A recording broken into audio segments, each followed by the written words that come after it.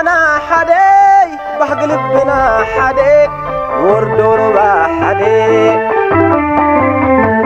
عمتنا مستفردي دبلنا سنبدي تأيو حزبي نتكاقدي زنقصين خطل زودقين خنتكل عدو عيدي أسمع خلينا كاستعدام اللي خايلو زي أقول أنت اليوم نايب حكي كنت أول سعيد ولا شكوري أمثال علوم الله مالك نعم زلت حج نفعلقو نتحاز هاي سبرانا ندم دموتا فتح زقطاقو زنار حق مزقب سندا مالك يونيتي مالك مزايا خان استخاخن سراويت سلام رهانكات سلام فلي من تاري نزوباوي فخري سعبو هاي نركبات له أباينا دفن عمز كللو سنعات قدمنا اللهم متكلو كابزز ترف عيناتنا كلو زرتبتب يلن عمز كب سنعات በእያንዳንዱ ስቴፕ እንቅፋት ተፈጥረና ባለመሳካቱ ተከሳለ ድንገት የተረጋጋ ሁኔታ ከተፈጠረ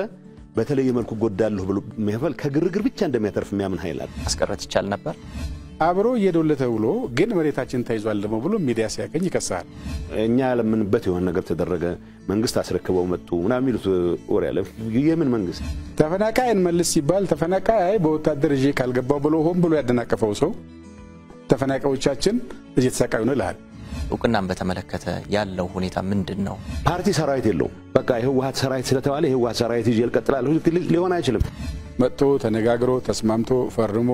ጥሩ ነው ብሎ አመስግኖ ሄዶ ልክ እንደተካደሰውና ጉዳዩን እንደማያቀው ሰው እንዳድሶ ነው የመከራከር ነገር ነው አንዱ ፈተና የሚያበዛው ይሄ ለምን ሆነ ምንድነው ምክንያቱ አዲስ ጽሁፍ ማንበብ ያልቻለ ሰው ድሮ ያጠናትን ነገር ይዞ ነው መቀጠል የሚፈልገው ቃላችን ምር ሳይቀይር መኖር ከቻለ ለአሁኑ ትውልድ ኦብሶሌት ነው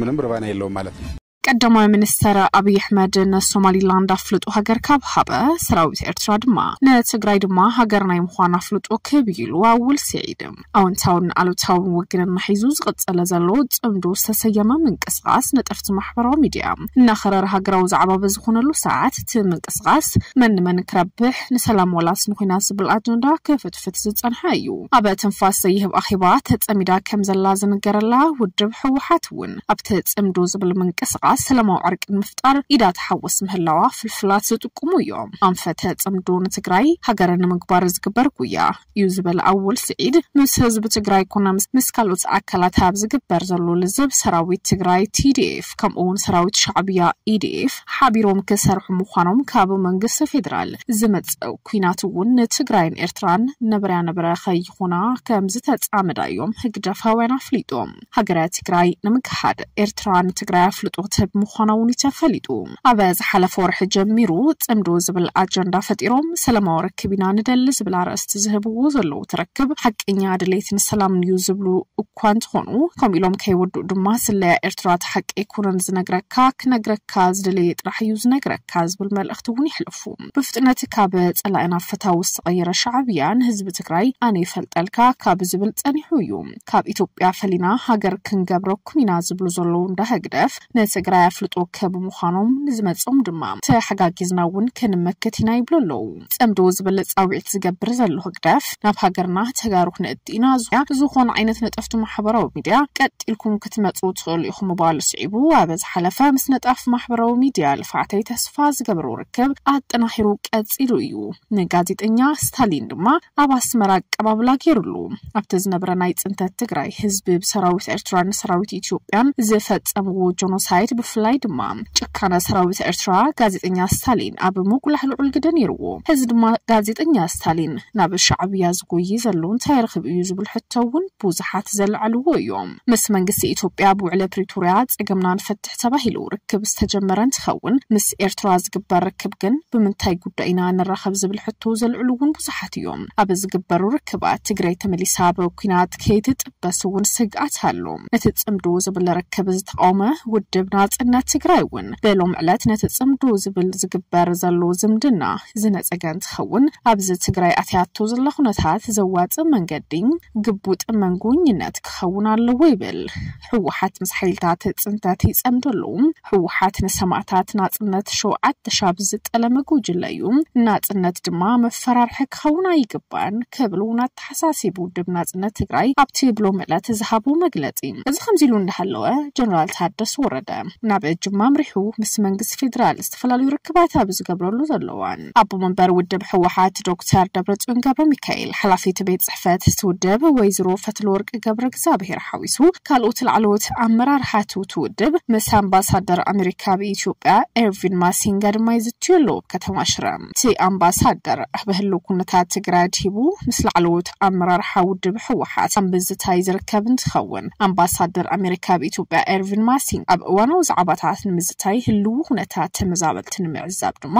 በሎም ዕለት ኣርፍድ ኣቢሉ ናብ ከተማ ሽረንዳ ስላሰ ምእሳው እንተፈሊጡሎም ኣምባሳደር ኤርቪን ማሲንጋ በሎም ዕለት 12 ጉንበት 2017 ኣብ ከተማ ሽረንዳ ስላሰ ዓለም ለኸ መዕርፎ ነፈርቲ ሜጀር ጀነራል ሓየሎ ማርያ እንትበጽሕ ምክትል ርእሰ ምሕዳር ትግራይ ኣይተ ኣማኑኤል ኣሰፋ ከንቲባ ከተማ ሽረ እንዳ ስላሰ ኣይተ ገረመድህን ዮሐንስ ዓበይት ዓዲ ኣቦታት ሃይማኖት ድሙ ኣቀባብላ ተገይሩሉ ኣብቲ ዘተውን ላዕለውት ኣዘ ሰራዊት ትግራይ ምስ ኣምባሳደር ኣሜሪካ በኢትዮጵያ ኤርቪን ማሲንጋ ዝዝትዩ ዘሎ እንትኾኑ ኣምባሳደር ብርክት ዝበሉ ዛዕባታት አልዒሉ ብፍላይ ኣዘ ሰራዊት ኣብ ምዝታይ ውን ዝርከብ እዩ ኣብቲ ዘተ ድማ ንሓላፍ ቢሮ ሰላም ጸጥታን ጀነራል ፍስሓ ኪዳነ ሓዊሱ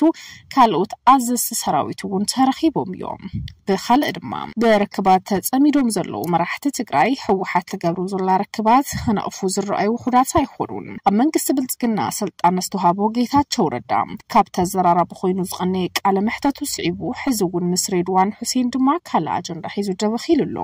ኣብ ትግራይ ካብ እግርግር ጥራሕ ዘትረፍ ሓይሊ ዘሎ ምሳና ሰላማዊ ርክብ ገይሩ ትግራይ ኣትዩ ካለ ኣጀንዳ ዝጥንስስ ጉጅለ ትግራይ ናብ ሓደጋ ይመርሐውን ኣሎ ዝበለ ጌታቸው ረዳን ሬድዋን ሁሴንን ተመሳሳሊ ኣጀንዳታት ሒዞም ድማ ኣብ ትግራይ ዘሎ ሓይሊ ጸረ ሰላም ምዃኖም ጠቂሶም ተመዛበልቲ ከይምለሱ ዝገብር ዘሎ ጉጅለ ኣብ ትግራይ እዩ ዘሎ ዝብሉ ዞም ኣካላት ህወሓት መሳፍልጦም ሃብቲ ኣሳሲሩ ጀሚራቱ ዘላ ውጥጥ ሰራዊት ናሃተዩ ናበልካም ሰራዊት ናይ ውድብ ንምግባር ዝግበር ዘሎ ሽርሒ ካልኦት ዛዕባታት እንዳሲሶም ተዛሪቦም እዮም ኣብ መንጎ ኤርትራን ኢትዮጵያን አንጸላሊ ዘሎ ዘርጉ ሕሙት ጽዒቡ ንኽልተ ተፈንጭሎም ዘሎ ፖለቲከኛታት ትግራይ ገሊኦም ናብ አዲስ አበባ ገሊኦም ድማ ናብ ኤርትራ ተበጊሶም ወግንኖም ናርአዩ እዮም ራራ ሚድያ ጥበብ ይመርሕ